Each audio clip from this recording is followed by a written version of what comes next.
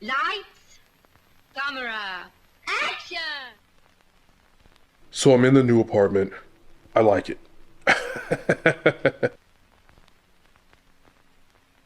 I like it. So I've been here, I can say I've been here for about a month now. I'm still trying to get things together. You know, I still got like boxes and I still got stuff that I gotta like put away or find a place for. But yeah, for the most part, I'm in. I like it. I like it for so many reasons. The main reason, obviously, is my upstairs neighbors. They don't stomp around all fucking day. Am I a minute in? I hope that I'm a minute in because I think YouTube penalizes you for having strong language in the first minute of the video, but huh, that's lunch. That's my new stove. It's more advanced than the last stove, so I can set the timer on the oven and it lets me know when it's finished. Let me go ahead and take care of that. Hold on. All right. Fine. I'm gonna take the food out. It's just like a Stouffer's meal. This is a fried chicken. Instead of like putting it in the microwave and just nuking it for 3 minutes or whatever, I like to put it in the oven, let it cook for like, half an hour, 40 minutes, however long it takes. Edible and low effort. I'm gonna let that cool off for a minute. But yeah, as I mentioned, I love the fact that my upstairs neighbors, they don't stomp around all fucking day. I've got an older couple that lives above me, and they've been in this building for years and years and years. Long-time residents. Where I'm positioned in the building, I'm surrounded by long-time residents. And, I met everyone when I first moved in, so it's not like I had to, like, get to know, new people or whatever. It's just like I'm pretty cool with the folks that I live underneath now. And as expected, there is usual, normal kind of like neighbor noise. It's really funny because the couple that lives above me, they're like me, they're night owls.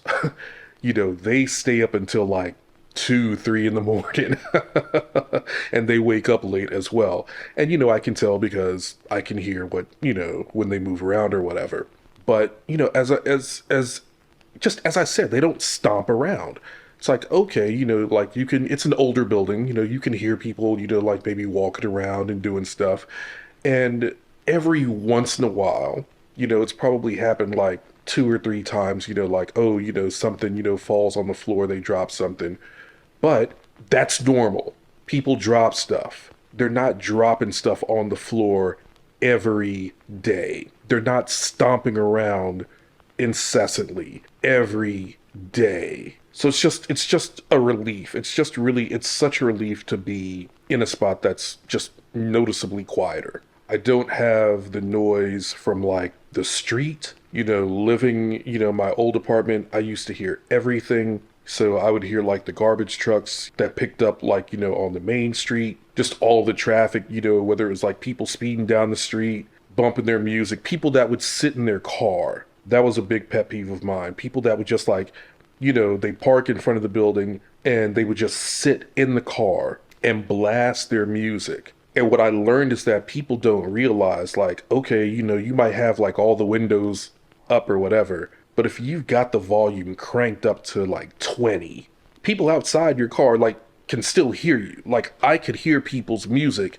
in my living room or in my bedroom. The number of times I had to go outside and tell folks, it's just like, hey, look, I like Kendrick Lamar, as much as anybody, or, hey, I'm a fan of Harry Styles as well, but there's no reason that I should be able to hear this song coming from your car, hear lyrics with crystal clarity inside my apartment.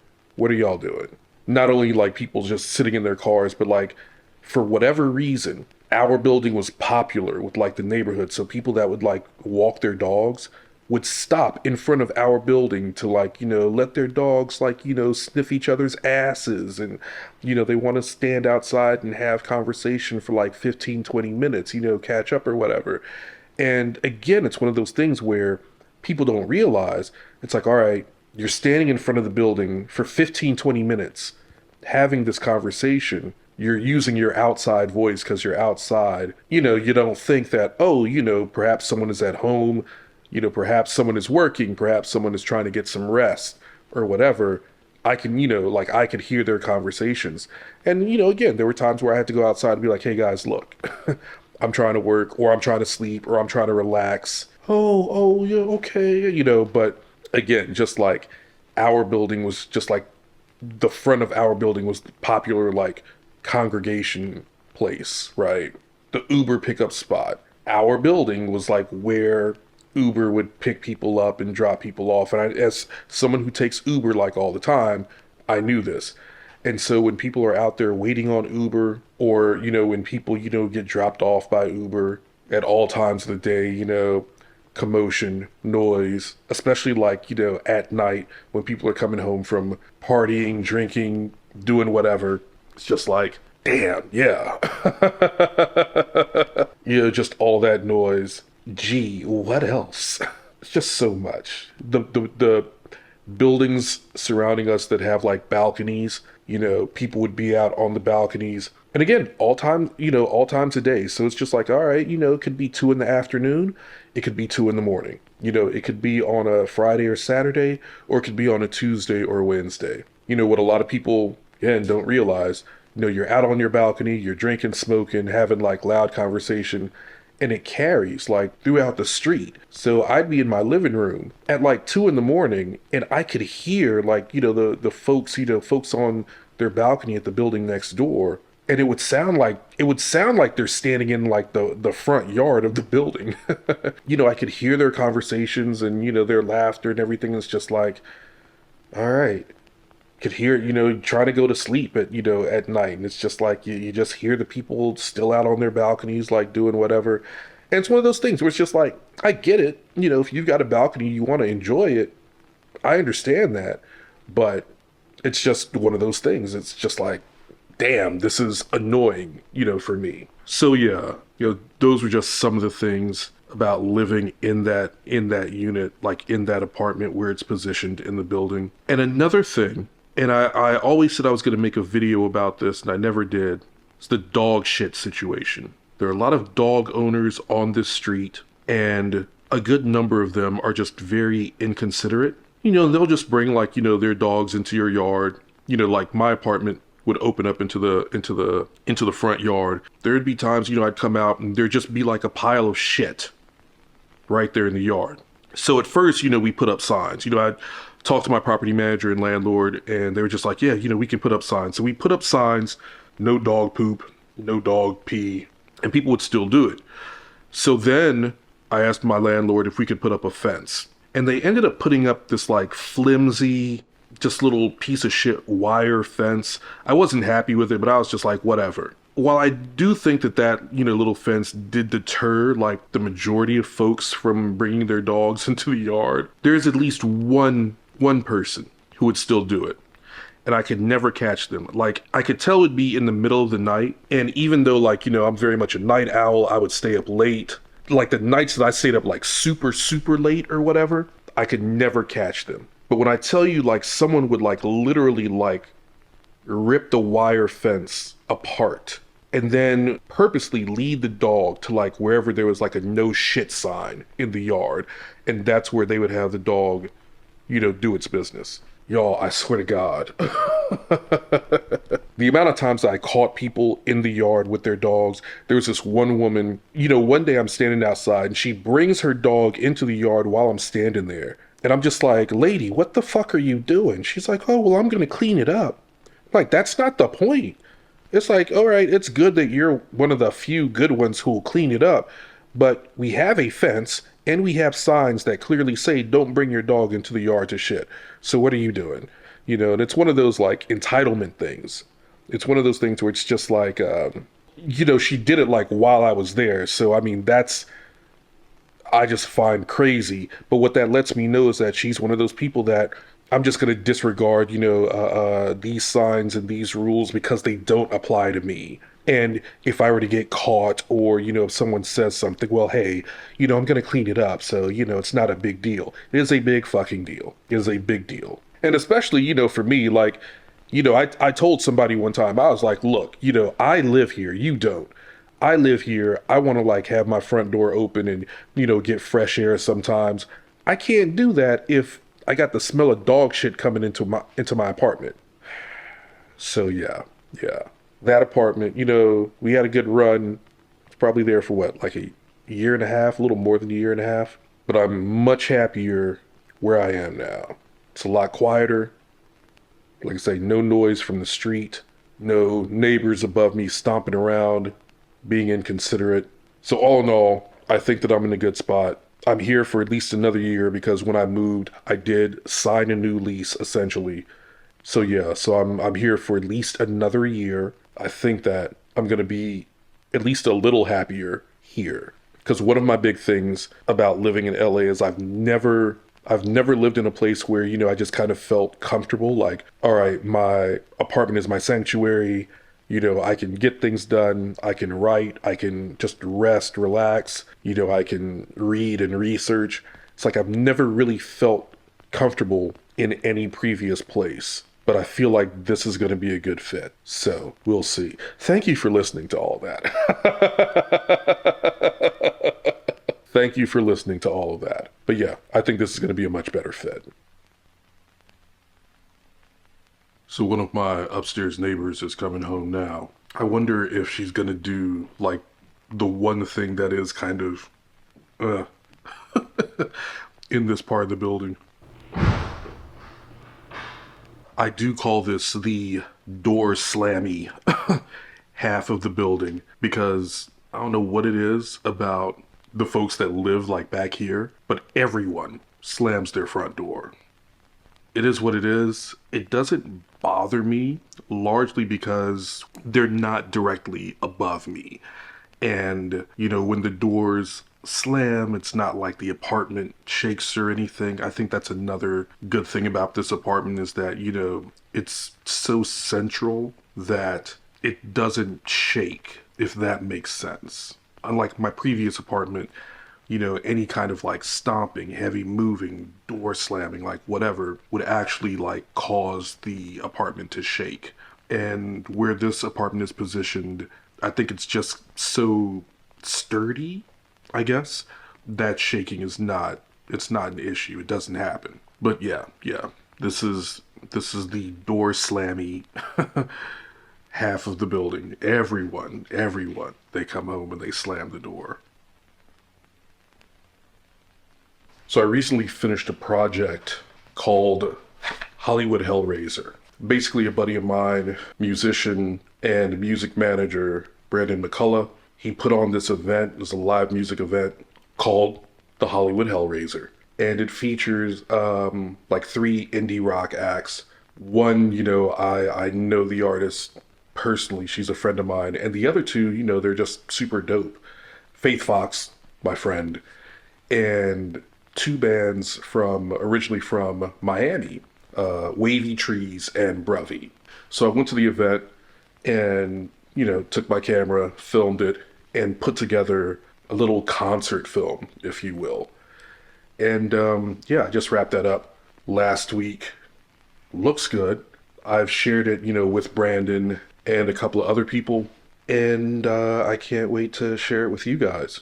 So the thing about that project is, I've talked a lot about wanting to shoot, wanting to do something. And I don't know, like in my naivete, I thought that moving back to Los Angeles and being closer to friends and being closer to potential collaborators would mean that, hey, it'd be easier to get a group of people together and shoot something. And that has not been the case for lots of reasons. But the frustration that, I've been feeling about not just like taking the camera out and not shooting or whatever, I was just finally just like, you know what? Fuck it.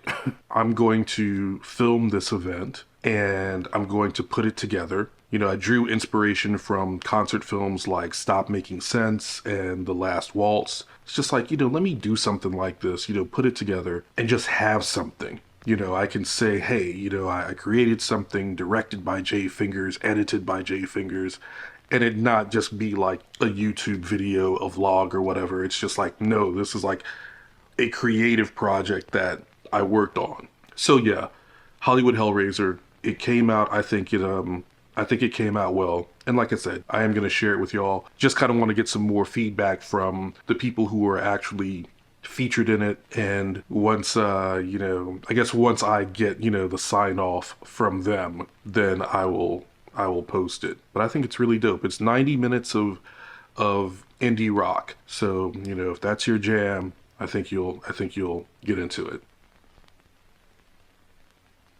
Oh, another thing, like as far as like being inspired and meeting people and everything, I went to the Dances with Films screening of a film, psychological horror film called Teacher's Pet. It's directed by Noam Kroll and starring Luke Barnett, who are two gentlemen that like I followed on social media forever. Noam is well known for his kind of like you just really just get out there and do it. I feel like he's a pioneer in the like micro and no budget space. Like he's the type of guy that will say, "All right, I'm going to take my camera, find a couple of actors, and we're gonna shoot a feature film in a week." Now, the thing is, he has the time and the resources to do that. Like, I don't right now, but he can do that. And that's the thing, it's just like, he's able to like create quality films on short schedules with little to like no money. And, of course, he teaches courses on how to do this. But, the work, I think, speaks for itself. Like, I think Noam is super talented, and I really enjoyed Teacher's Pet. And Luke Barnett, he plays the antagonist in the film, this deranged teacher who becomes fixated on one of his students. And the thing about Luke is, been following him on Twitter for a while, and, he's been doing his thing. But recently, he went viral because a short film that he'd created just like blew up. And, for him, it was like an exploration of grief. Let me look it up. I gotta look up the name of the film. But, it was like an exploration of grief. And, he posted it on Twitter. And like I said, like blew up, went viral. It got picked up by all the trades, Variety, Hollywood Reporter, Deadline. And it just seems like, from there, doors opened, opportunity. He was already doing his thing. Like, it's not like he wasn't working or whatever, but this just opened more doors, more opportunities. And so now he's just like doing even, more things. But it was good to see the collaboration between Noam and Luke. Yeah, it's called The Crossing Over Express. And the inspiration came from a real life experience, leading them to craft a story about a mysterious doctor who operates out of a truck using only a radio and a sheet to communicate with the dead. So as I said, it got picked up by like all the trades and everything and opened doors for Luke. Finally, on the writing front, what I've been working on, still hammering away at Screenwriter's Blues. I'm really just enjoying the process of writing this script and just getting it to where it needs to be. Although I will say, I ran into I ran into a film producer buddy, and he's like more into horror. So the stuff that I'm writing, he isn't really like his thing. So, but we were talking, and I was just kind of like pitching Screenwriter's Blues to him, and he was he was giving me like a lot of good tips on like pitching. He's like, think about your script and think about whoever whatever producers you may know or investors you may know and what their needs are. For instance, okay, if your script is set in Memphis, for instance, do you know any Memphis-based producers or Tennessee-based producers who may be, looking for a tax break, or someone who may have some kind of like, funding opportunity for films shot in Tennessee or, whatever. He's like, stuff like that. He was like, so, pitching doesn't always mean like pitching the story. It's really just about seeing like if you're a good fit to work together. And that's just kind of like one example, and maybe I explained it poorly, but he was just like, don't just think, oh, I'm pitching this script. Think about how you can help that investor or that producer or whatever. So I'm like, okay, all right, cool. But when I was like pitching Screenwriters Blues to him, he was really letting me have it. He was just like, "Hey man," he was just like stories about Hollywood, stories about the industry. Nobody wants those. Like, no one's dealing with those. He could be right, but I'm writing this for me. This is one of my fuck it scripts. I mean, hell, every script is a fuck it script at this point. If you're not familiar with a fuck it script is what, on like Twitter, we just call just the script of your dreams. You just write whatever you're feeling without regard as, to whether or not it's going to get sold or whether it'll attract reps or whatever. It's the story that you want to tell. So you're just saying, fuck it, I'm gonna write it. So Screenwriters Blues is my current fuck it script. Yeah, my buddy Jeff is the producer. He's just like, yeah, nobody's touching, scripts about the industry, especially right now. But you know what? Like I said, I'm enjoying the story. I like where it's going. And I just like the ease of writing it. It doesn't feel difficult. It doesn't feel like a chore. I've got it outlined and the outline is just coming to life on the page. It's just so easy to put it down. But then I've also started working on a romantic drama titled Key. And it's just basically about a woman who does not feel attractive or whatever. And then, at her job, they hire, a slightly younger man who comes along. He's just like, oh my God, I think you're beautiful. And they begin their relationship. I mean, as with everything, there is a little more to it than that. But I mean, that's basically what the story is. And so I've actually been working on that simultaneously with Screenwriters Blues. So it's, I'll try to get three pages done on Screenwriters Blues, and then like later on in the day, try to get 3 pages done on Key. And so far it's been working out. Same thing with Key. As Screenwriters Blues, I've got it outlined, and it's just easy. It's effortless to get these words on paper, to get these characters to speak, to get these scenes out. And I'm really excited about this one as well. Key has no shot of ever being made unless I become independently wealthy, or I, gain the autonomy in the film business to like just do whatever I want.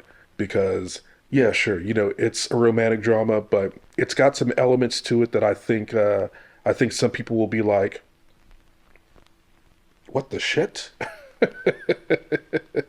It'd be very difficult for this script to get a green light, but I don't care. I still want to write it. I still want to get it out. That's the thing, is like I've got these stories in me that I want to get out. And maybe I should write some of these stories as novels, because I've really been thinking about whether or not I should write another novel and what that novel should be. Because I haven't published anything in 11 years. So it's about time, right?